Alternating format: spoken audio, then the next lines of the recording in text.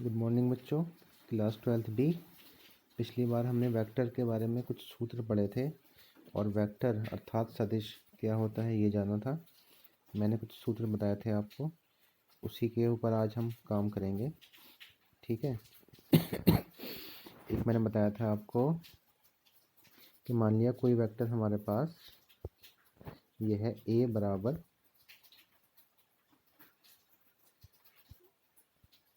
ai plus, इसे ऐसा समझिए, कोई वेक्टर a बराबर है xi plus yj plus zk। ठीक है। इसका मतलब क्या होता है, मैंने आपको पहले बताया था आई जे के क्या है, आई एक्स अक्ष के सापेक्ष इकाई सदिश है, जे वाई अक्ष के अनुदिश इकाई सदिश है और के जेड अक्ष के अनुदिश इकाई सदिश होता है। तो मैंने बताया था कि जब हम परिमाण निकालते हैं, परिमाण कैसे होगा, अंडर रूट में आई जे के जो साथ में गुणा में हैं, जो गुणांक हैं उनका वर्गों का योग होगा, अर्थात X square plus Y square plus Z square. ठीक है, इसे परिमाण बोलते हैं। एक्स क्या है, एक्स अक्ष पे चली दूरी, वाई अक्ष के सापेक्ष दूरी और जेड अक्ष के सापेक्ष दूरी होती है और आई जे के इनके क्रमशः अनुदिश इकाई सदिश होते हैं। आई एक्स वाला आई हो जाएगा, वाई वाला जे और जेड वाला के। एक बार फिर बता देता हूँ, मैंने बताया था ये एक्स अक्ष वाई अक्ष जेड अक्ष होते हैं। मान लिया ये एक्स अक्ष है, ये वाई अक्ष और ये जेड अक्ष है।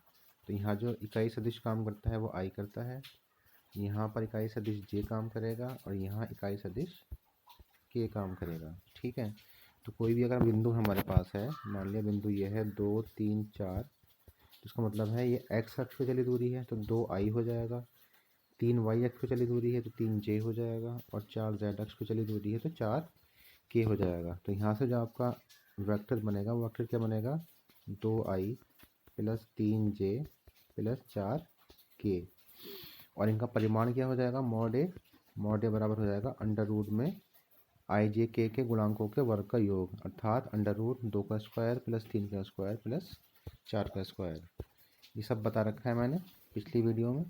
सवाल देखते हैं। एक हमारे पास वेक्टर है बी बराबर ये, बी बराबर 2 आई माइनस का 7 जे माइनस का 3 के, तो उसका परिमाण निकालिए। बहुत आसान है, आई जे के गुणांकों के वर्गों का योग अंडर रूट में, तो अंडर रूट 2 का स्क्वायर प्लस माइनस 7 का स्क्वायर प्लस माइनस 3 का स्क्वायर, तो 4 49 और 9, ये लिख दिया।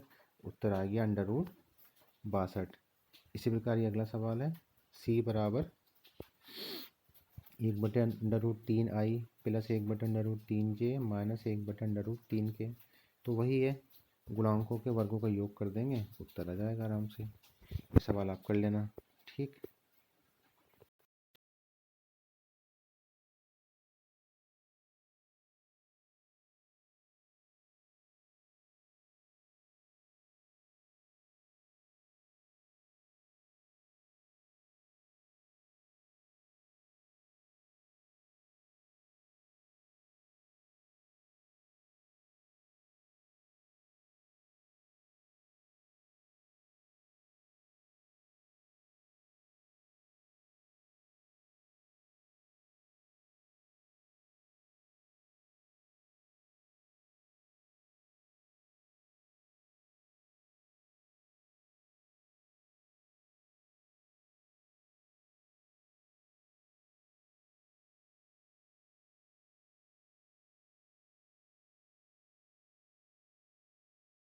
ये सवाल देखिए, एक सदिश है ए बराबर ये, एक मिनट, ए बराबर ये है, बी बराबर ये और सी बराबर ये का योगफल निकालना है। ठीक। तो बहुत आसान होता है योग। देखिए, अगर दो सदिश हमारे पास हैं, दो या दो से अधिक सदिश, उन्हें आप प्लस कर रहे हैं या माइनस, अभी मैं मल्टीप्लाई की बात नहीं कर रहा, मैं केवल प्लस या माइनस की बात कर रहा हूँ। जब प्लस या माइनस कर रहे हैं तो आई वाले पद में प्लस माइनस होंगे, जे वाले में और के वाले में। बहुत सिंपल है। तो हमने तीनों ये हमें सदिश दिए हैं, तो आई वाला आई वाले में जुड़ेगा, जे वाला जे वाले में, के वाला के वाले में। आई का एक और एक प्लस के 2 हैं, माइनस के 2 हैं, तो आई वाला 0 हो जाएगा। इसी प्रकार जे वाले जुड़ जाएंगे। जे माइनस के 4 और 2 6 और 2 8 हैं, प्लस के 4 हैं, तो माइनस का 4 रह जाएगा। इसी प्रकार के वाला हो जाएगा। बहुत आसान है, सिंपल प्लस माइनस है, आराम से हो जाएगी। उत्तर ये है, आपकी स्क्रीन पर आ जाएगा आराम से।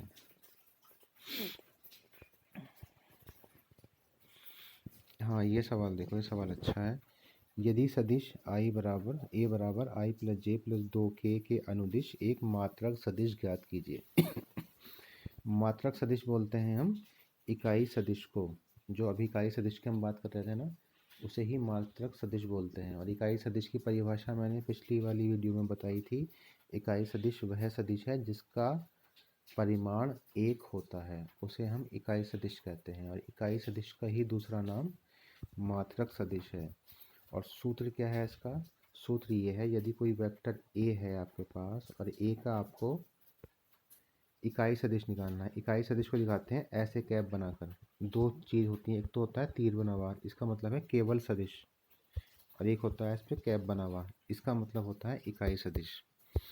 तो अगर आपको इकाई सदिश निकालना है तो वो बराबर होता है वेक्टर ए और बटे में मॉड ए। यानी जो भी वेक्टर दिया है वो रखिए, बटे में उसका परिमाण रख दीजिए, उसे हल कर लीजिए, ये आपका इकाई सदिश आ जाएगा। कैसे? ये हमें वेक्टर ए दिया है, इसका हमें इकाई सदिश निकालना है। तो सबसे पहले हम क्या निकालेंगे? इसका मॉड निकालेंगे, परिमाण। वो पीछे पढ़ के आ रहे हैं, हमने मॉड निकाल दिया, √6 आ गया। अब क्या करना है हमें?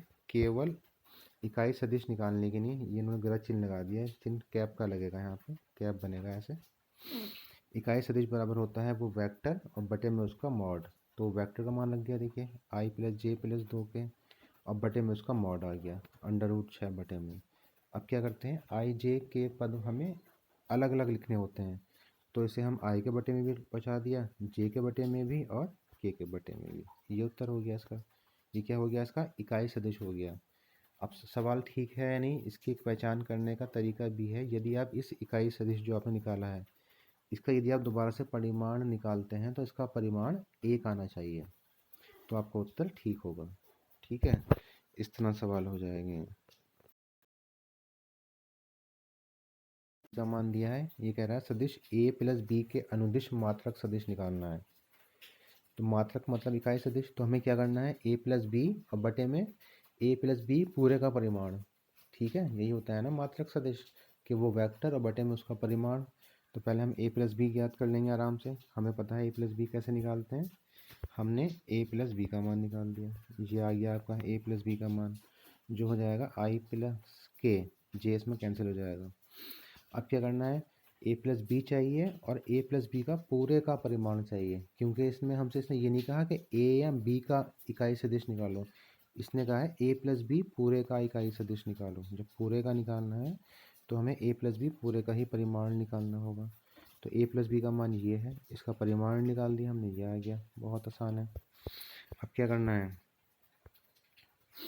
अब हमें a प्लस बी का मात्रक सदिश निकालना है, इकाई सदिश। तो ऊपर a प्लस बी और बटे में a प्लस बी का मॉड, ये रख दिया, अलग अलग तोड़ दिया ना, उत्तर आ गया। इस तरह ये सवाल हमारे हो जाएंगे। तो आज अब ये सवाल कर लीजिए, बेसिक क्वेश्चन है, इन्हें हल कर लीजिए। इस जैसे जो और सवाल हैं इस अभ्यास 10 पॉइंटों में, वो हल कर लीजिए, उन्हें देखिए। अगली कक्षा में हम अगले लेक्चर में इससे आगे बात करेंगे। इन सवालों में कुछ समझ में ना आए या कोई और सवाल अगर आप हल कर रहे हैं और समझ में नहीं आ रहा, तो आप मुझसे व्हाट्सएप पर पूछ सकते हैं। Thank you.